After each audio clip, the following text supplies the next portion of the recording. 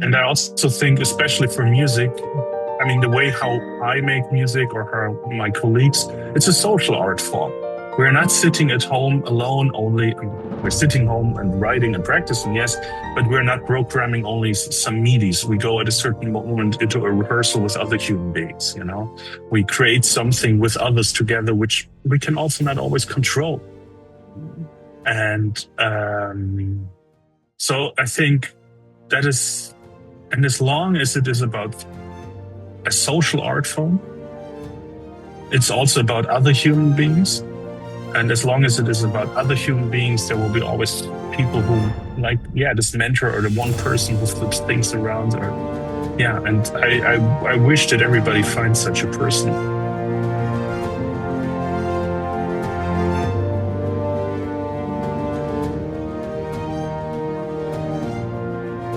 Tobias, it's lovely to meet you. Likewise. Finally, we meet here online. Exactly, yeah. Are you based in Vienna? Not anymore. I used to live in Vienna, and I'm now living in Graz, Austria, a little bit south. Oh, I see. So is Graz the jazz city? According to the stickers, which they have, yes. I would say Graz is a city with a huge tradition in jazz. Of course, in Austria, everything is a little bit more centered towards Vienna as the capital, since it's quite centralistic. But I think Graz has a thriving jazz scene, and I feel very good here. But what do you think? What makes the jazz scene in Graz what it is? Like, what I think is really unique about the scene in Graz is that it's actually not that big, but very good. You have a lot of good players, and you have, for a very small city, you have a pretty good infrastructure, and you have a lot of clubs, and you can listen to a lot of music, and you get also some chances to play. And that is something like the mixture of possibilities and still a very high level that is very unique. And it is, like you say, you get the opportunity to play. I think this is for what musicians really need, you know, to be able to play. Exactly, yeah. I mean, especially with, I cannot talk so much for classical music, but there's also the same thing. You cannot, I had a teacher who always said you cannot learn experience. And you have to have this experience, you know, you need to go out or meet your friends and jam and play together and rehearse or play in front of an audience. Just sitting in the rehearsal room or in the practice room won't make it that far. But where are you originally from? Well, originally I'm from the area of Stuttgart in the southwest of Germany. Oh, really? And I grew up there in a small town, like pretty much the middle between Stuttgart and Ulm. It's an industrial Swabian midtown. And that's where I grew up, where I was born, where I went to high school, and where I got my first music education at the local music school. And saxophone is your instrument? Yes, saxophone is my main instrument. That's what I learned. That's what I studied. But I'm more and more into composing music and shaping music from a different perspective than just a player.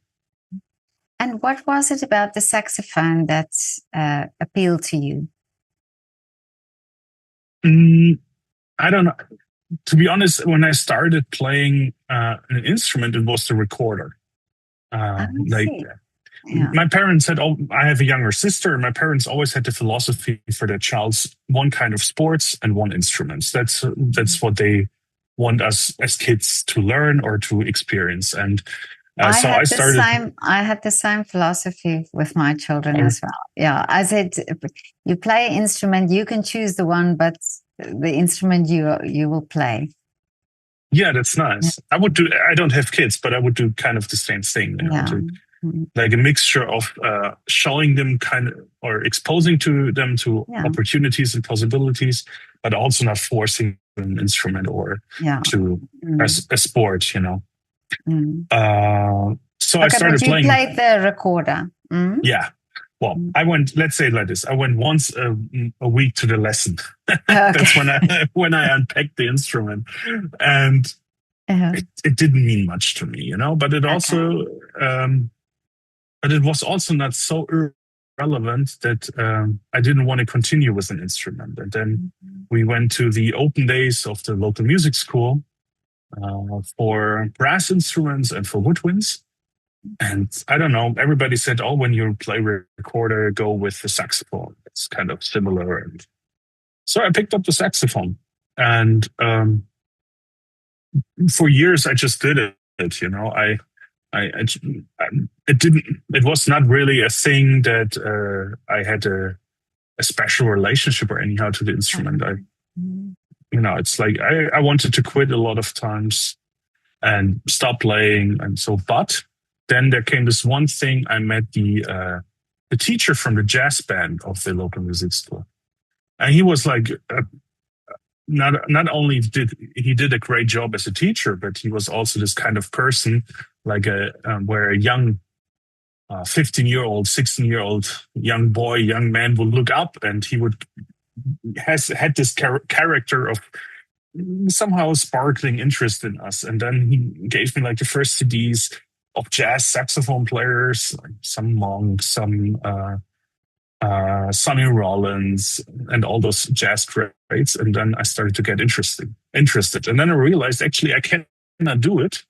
So I have to practice if I want to do it. And it's fun. Once you get into it, it starts to become fun. But did you, from before that, you played classical music then?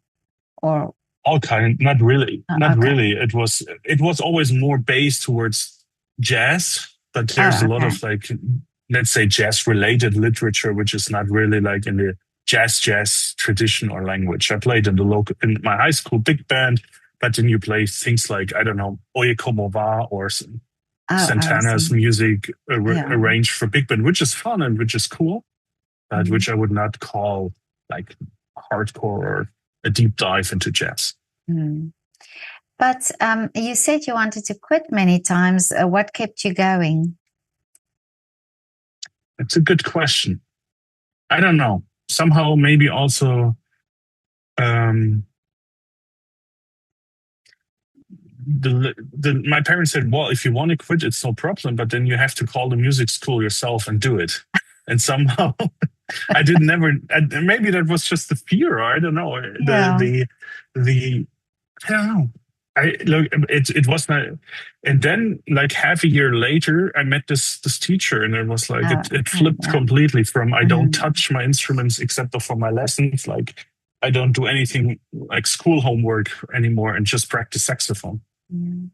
But how important this? Well, I mean, this shows how important a teacher is. Yeah, teachers and mentors, even more. I think, like if it comes to a certain level of education, or if it comes to a certain personality, it's even more mentoring. And it's like, he was a person who could also discuss with us, he could also go in like verbal fights and could stand it. If you have like a group of 5-6 boys, 15 till 17, there are a lot of things to discuss, also a lot of things to discuss you don't want to discuss with your parents. And he was not hiding away. He was exposing himself to that, and made a huge impression, I think, on all of us. It's always interesting for me when I speak to artists and they have this one teacher. It's that caused the turnaround, or that made that impression. And then from there on, of course, there are many other teachers, but there's always somehow in their lives, there's this one teacher who made the impact. Yeah. And I also think, especially for music, I mean, the way how I make music or how my colleagues, it's a social art form. We're not sitting at home alone only. We're sitting home and writing and practicing, yes, but we're not programming only some MIDIs. We go at a certain moment into a rehearsal with other human beings, We create something with others together, which we can also not always control. And so I think that is And as long as it is about a social art form, it's also about other human beings. And as long as it is about other human beings, there will be always people who like, this mentor or the one person who flips things around, or and I wish that everybody finds such a person for whatever they do, if it's sports, literature. That's really not my main focus, but they to find someone who challenges them in what they want to do.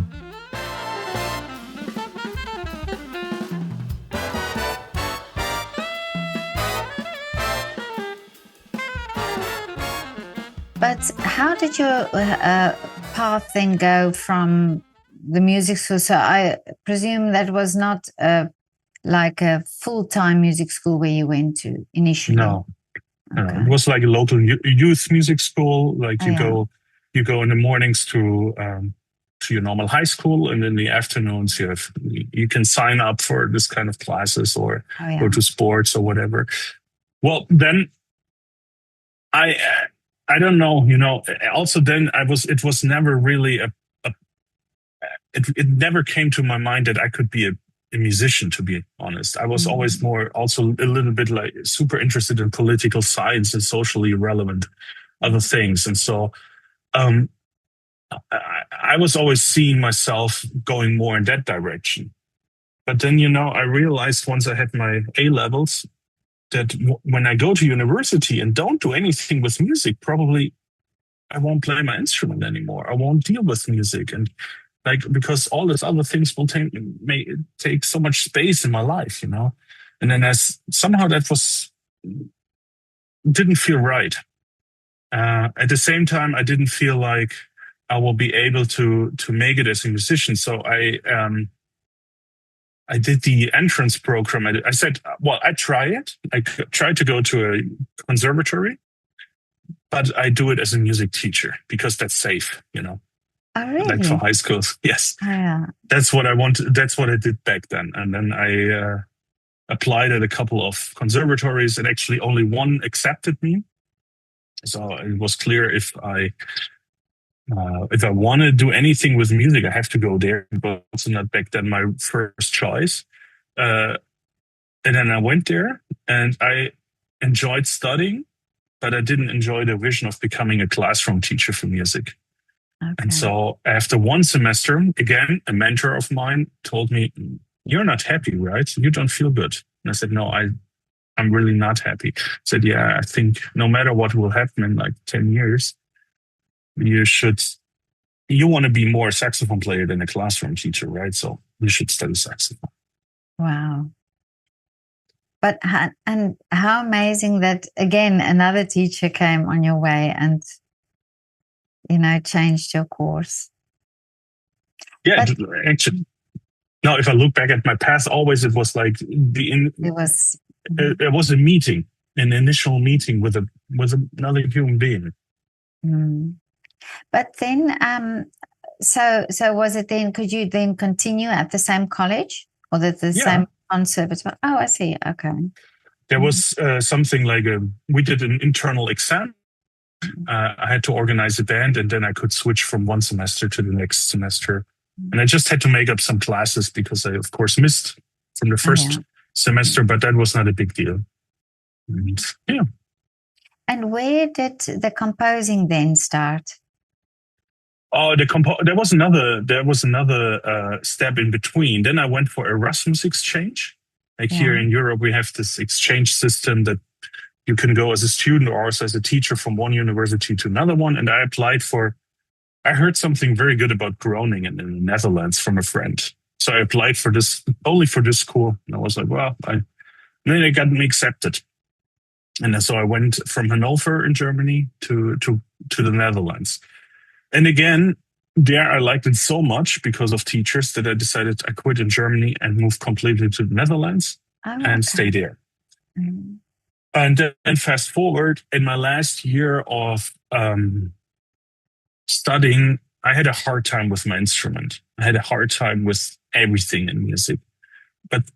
And I started to arrange music because I thought like, well, as a player, and I will never ever make it. I'm not good enough. I don't get it done and all. So, and again, I started trying to write a little bit in classes, and my teacher back then discovered kind of a talent or a passion. Let's say a passion. And I said back then to my teacher, Kurt, yeah, I'm interested, but I don't know how to do it and whatever. And the next morning I came to school and every student had a little post box in school. And he copied some big band scores for me and put it in without a note, just into my mailbox for me to study. And the next thing I was like, okay, I did score study for jazz orchestra and big band things. And again, here it was again a person who sparked this fire. But what was the self-doubt? Why was there self-doubt? Because I mean, I see these videos on your Instagram. I can't imagine that you think you're not a good musician. I think you should never trust Instagram too much. No, I mean, of course, everything I do there is 100% me, but you always just show a certain aspect. I'm not talking too much about those kind of self-doubts on Instagram. A couple of things. First of all, I started to play seriously my instruments very late. And the reality in music is that the people who play their instruments very well started from a pretty early age on. Okay. And I always had the feeling like I'm missing a lot of things. I'm missing those years of practicing and being at my instrument when I was a child or when I was young. And the other thing is I studied with a lot of incredibly good players. It was like it was a beautiful community. Nobody was mean to each other. But the level was insane, partly. You could go to the school and from every practice room you heard someone practicing something or playing something I cannot do. And this was in a way super inspiring. It makes you grow fast, but it also challenged me from this point of view that I always compared myself to a lot of others. And I think comparing is that we humans compare each other is a natural process. We can hardly escape it. But there's a question, do you compare yourself always to the negative and you will always lose? Or can you try to look at it a little bit more realistic? And nowadays, I still compare myself a lot, but I know also a little bit better what I can do and where my strengths are, and what my weaknesses are.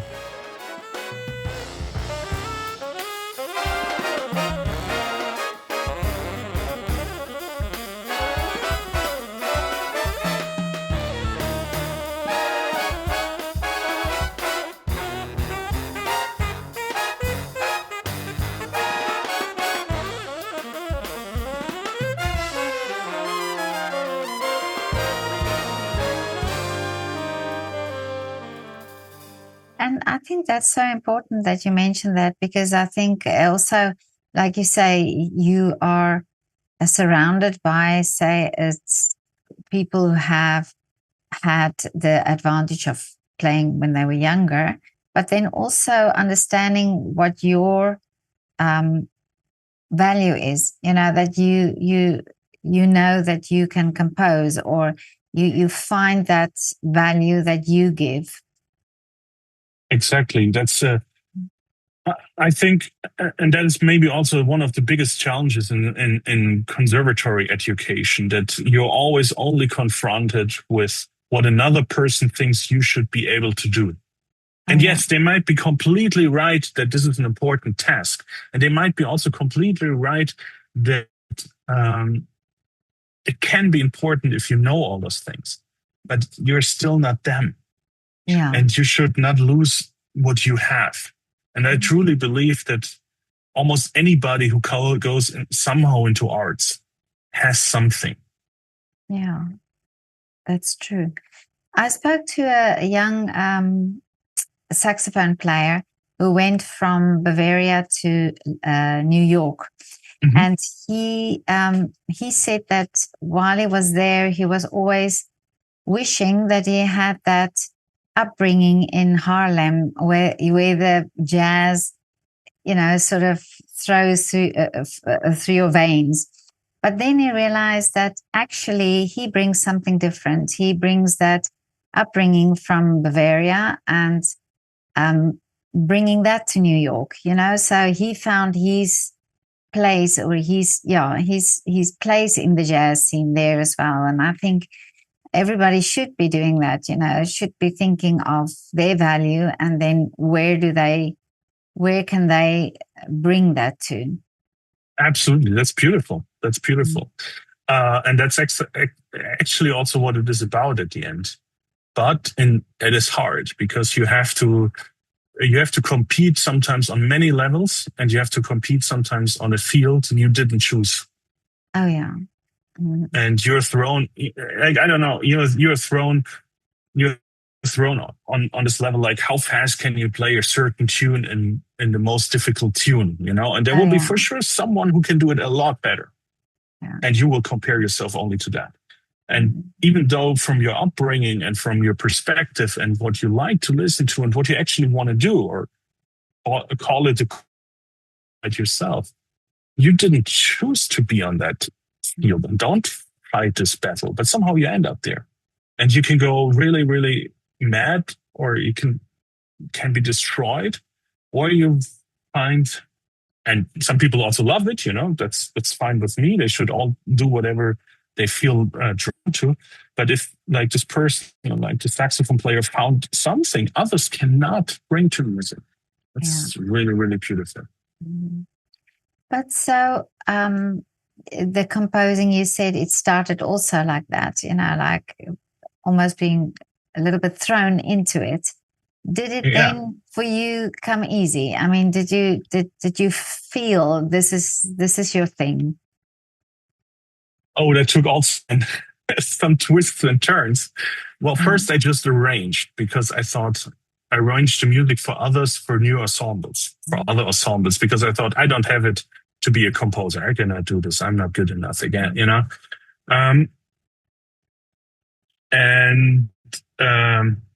So I did that, and I got super lucky, because my very first big band chart was already recorded right away on a CD from a band and all this kind of thing. So I get quite some positive reaction.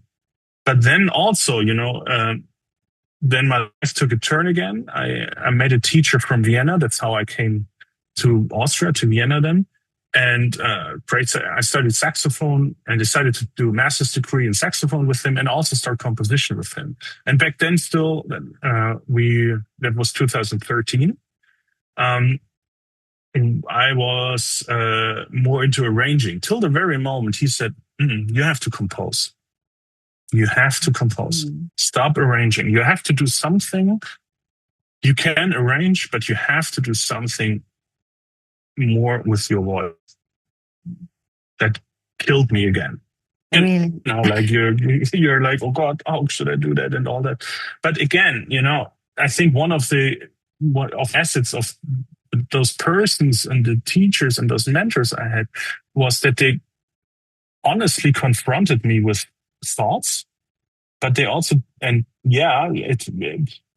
I don't want to say destroyed me, but in the moment I've fallen in 1,000 pieces, but they also didn't leave me then alone.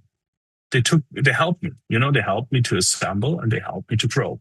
That's something also some teachers sometimes tend to forget. They just destroy and tend to forget that they need to help also the person then to develop. And then the same thing, he introduced me to a lot of music, and I started to write and I started to compose. And then I wrote this one tune, and he said the night before a deadline of the competition was, send it there. And I went home and I finished the composition and made parts, and I printed everything and sent it to Poland. And that's where I got my first award in 2016 as a composer. And that made me like, I want to compose. Really? That recognition? Yeah, the recognition, and actually also that I thought, to be honest, there was a voice inside myself that said this composition was not bad. It was not the best, but it was okay. Yeah. There's something unique in that composition. And I was very happy that it was not rejected or anyhow, and that I felt it like my voice or my instinct has been proven to be right. And that was very, and then also, let's say like this, I started to practice writing as I practiced my instrument. Still doing it every day. And, I truly believe that with doing, a lot of joy comes. But it's amazing that you had that intuition that this is good, that you feel, okay, yes, you like what you did and you could get the recognition for that as well. Because I wonder also sometimes when people write songs or, when you speak to singer-songwriters, there must be that part of you when you send it out or when you give it to somebody, when it's not, when it's not just you and the music, where you think, okay, but how is this going to be accepted? Or how will the musicians accept this work of mine? Yeah, that can be a thrilling process, because it's, in a way, you're completely naked in front of the others. You give everything into your music and then you give it to someone else. And in best case, this person likes it. In second best case, the person helps you to develop. And the worst is if you get rejected, because not your work gets rejected, you get rejected. Yeah. And we artists, a lot of times, it took me about, 7-8 years to start to understand the concept. I'm not saying I can do it, that there's a difference between somebody criticizes your work and somebody criticizes you. And if we're creating art on a very honest level, a lot of times this filter or this wall in us, in our mind, in our body or whatever, which distinguishes between the person criticizes my work or my person criticizes me, is not there. The person, a very like a normal comment, like, I thought the ending could be a little bit more evolved in a composition. Yeah, can sound to a composer or to a musician, you are not able to write a good ending. Oh yeah. You're not worthy of doing it. You cannot do it. And you still want to be in this business. How do you dare if you cannot even write this ending? Now this one person who most of the times we study with teachers who we admire for what they do. And that's sometimes the difficult part. But many composers also tell me that you have this joy when the public who listens to your music enjoys it, but most of all, the musicians who play it, that seem to be the thing that most composers value more, is that the musicians enjoy playing the work. Absolutely.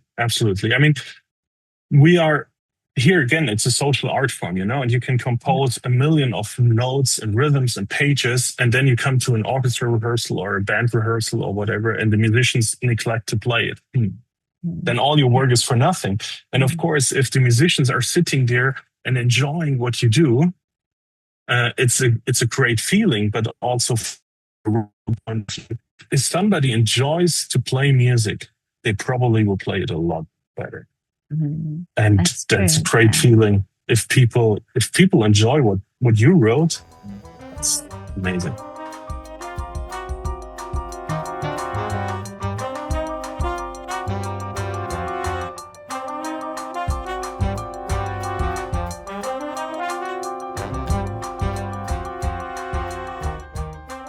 But what inspires music for you? How do you get to that stage where you start writing in a way, because you're in front of a blank canvas, and there must be something that inspires the music?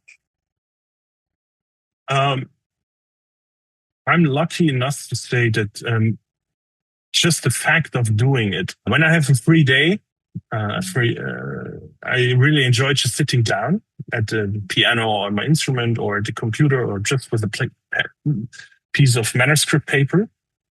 And I sometimes just take 4 pictures randomly I like, and I see what I can do with them. And I start to work with those pitches, start adding rhythm, start expanding intervals, like a little bit technically. But and then I get inspired through the material.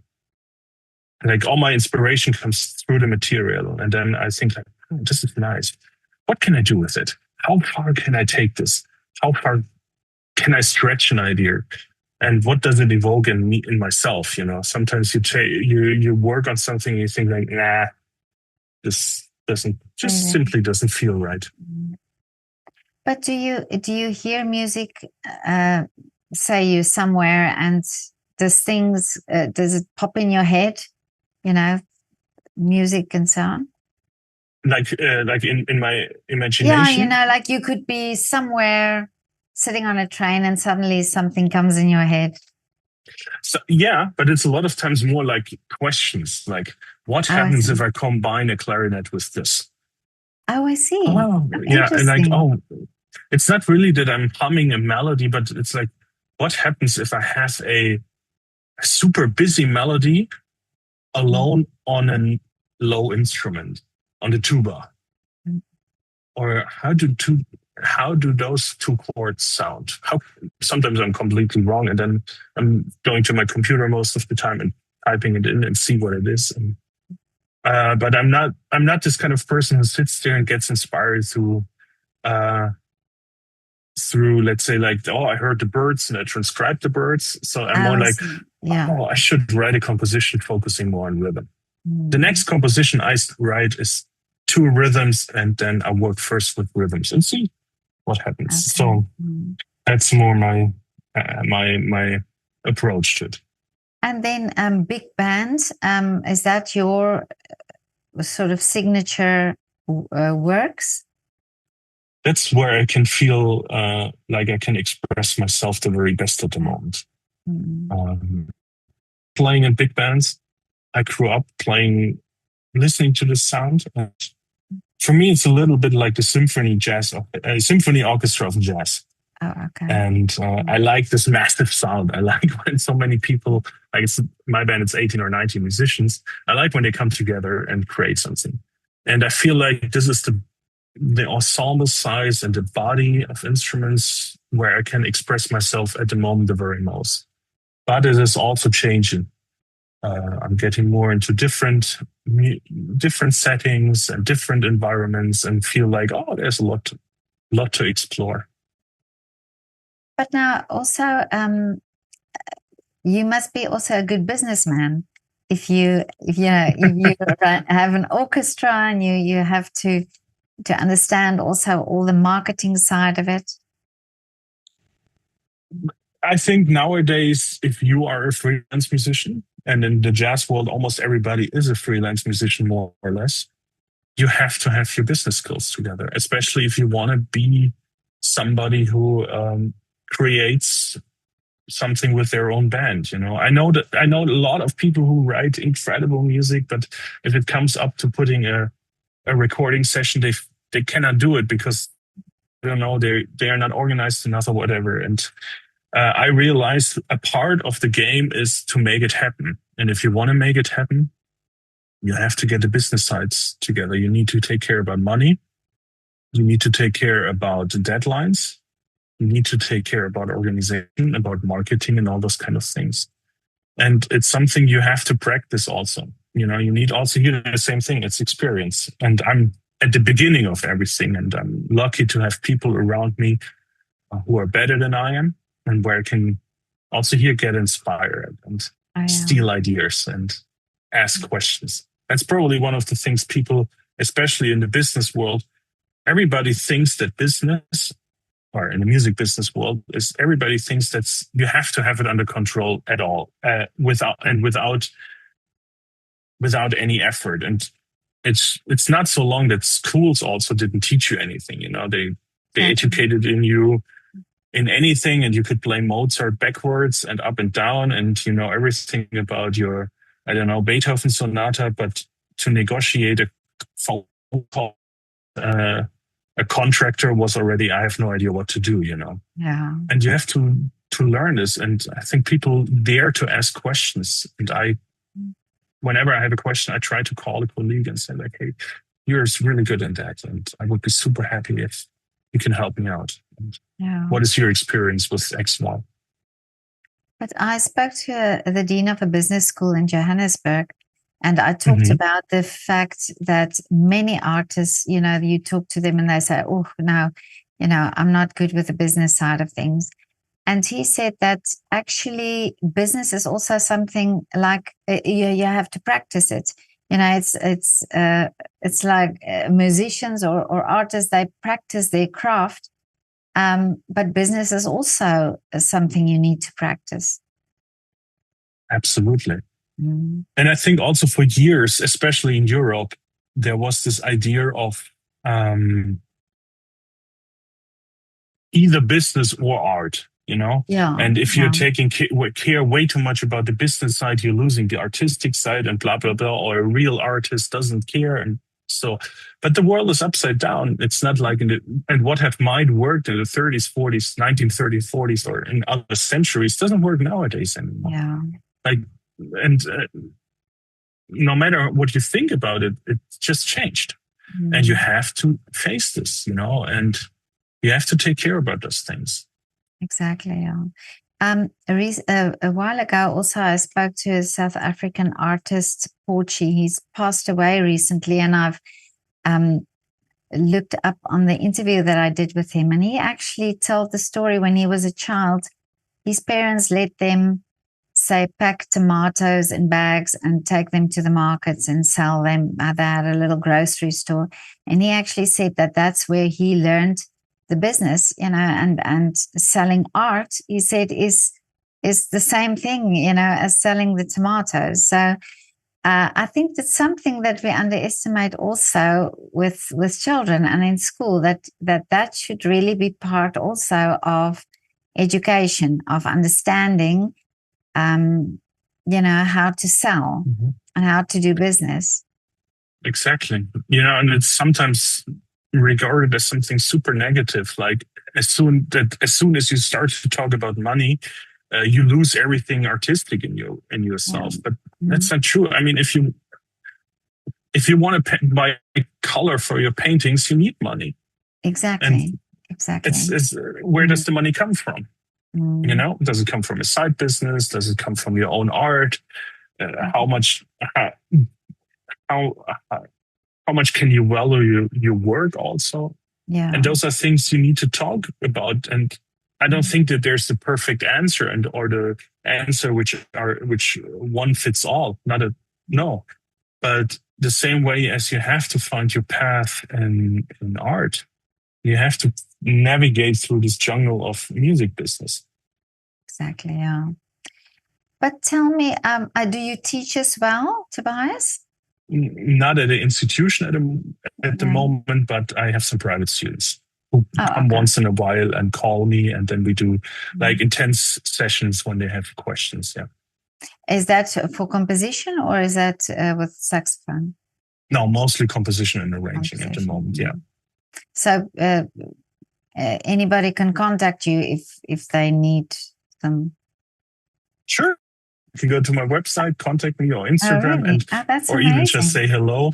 Contact me, and we can do either online sessions or come or meet in person. Or I'm always happy. Amazing. I love teaching, to be honest. And I think I had amazing teachers, mentors, and I had some extremely terrible mentors. And what I really want to be one day also be a mentor for the next generations and give back from what I had the privilege to learn from extremely great humans. And I want to give something back because I think it's a generational thing. Absolutely.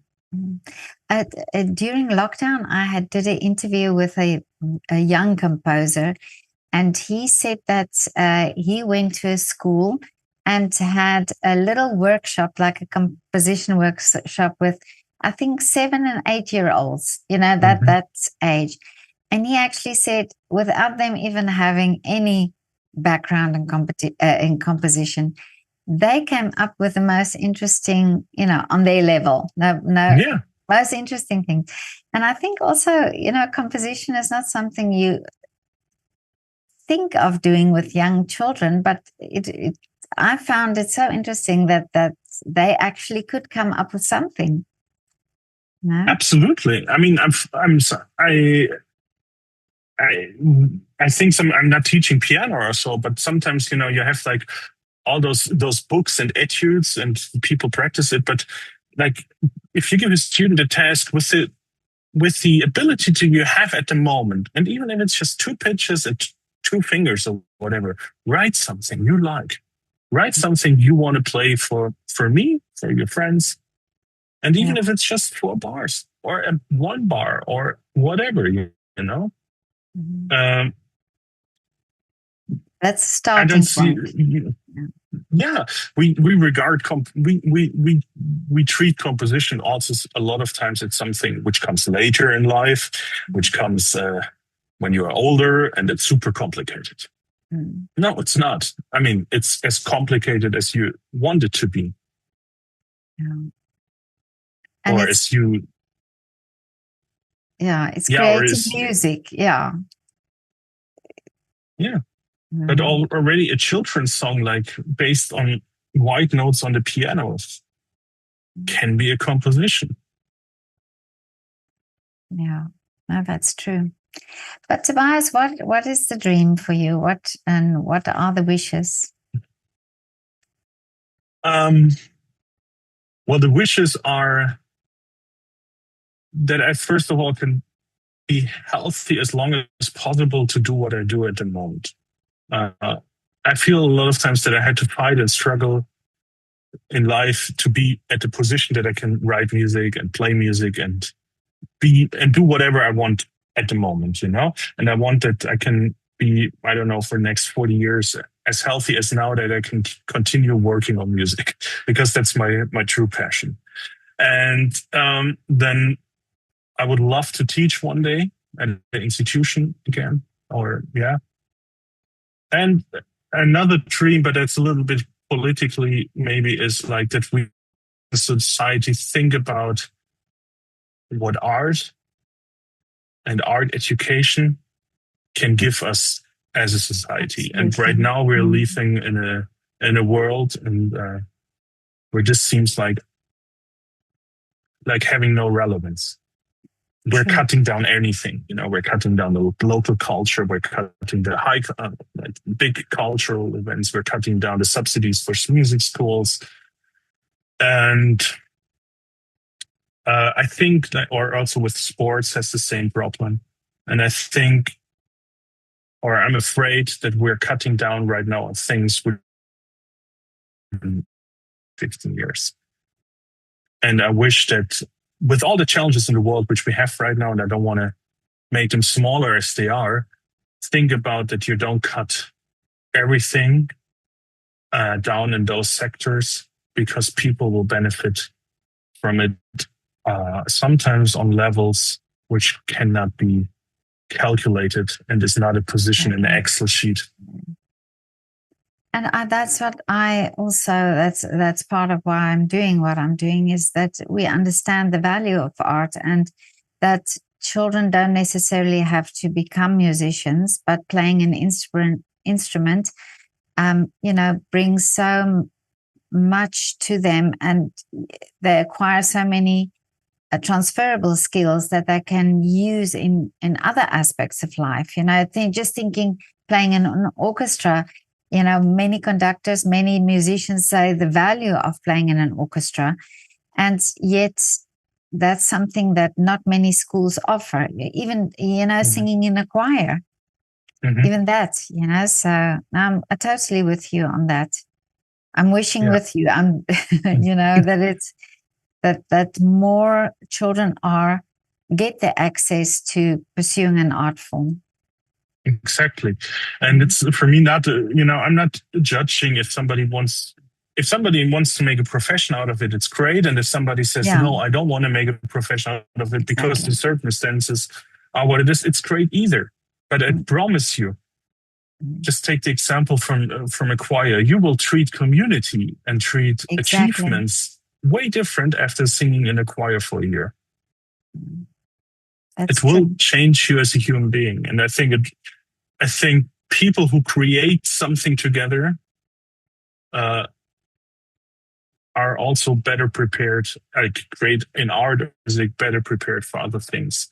And I wish that others can enjoy that as well. And I don't know, you know, if you see, I'm not so big into kids education, but also with grown-ups. But if you can see when people achieved something from their own